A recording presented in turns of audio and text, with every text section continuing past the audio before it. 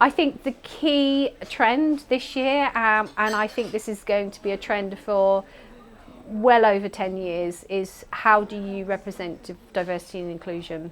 Every brand we're talking to now is thinking about what diversity and inclusion means, what it means to them as a business, and how does that connect to the world at large. Everything we're doing is around representation, thinking about how people especially are authentically represented.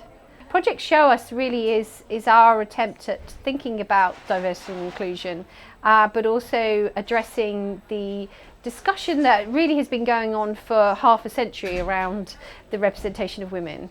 And you don't have to look too far to find media articles and academic research looking at the objectification of women. It has worked as a stereotype for advertising for decades.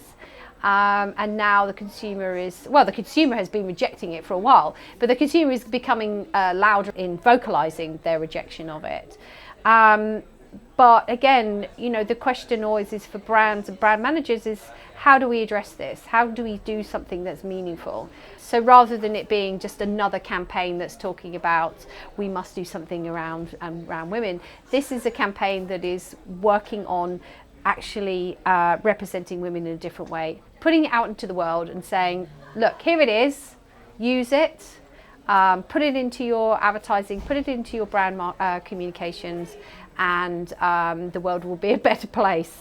And I always say to the young people in my team, I think most of this change is going to happen when they're in my position, so 10, 20 years time. This is the start of it. Once someone makes the jump, it can be used to justify your brand making the jump. And so I think as the data grows and the success data grows, I think more and more brands will go in that direction.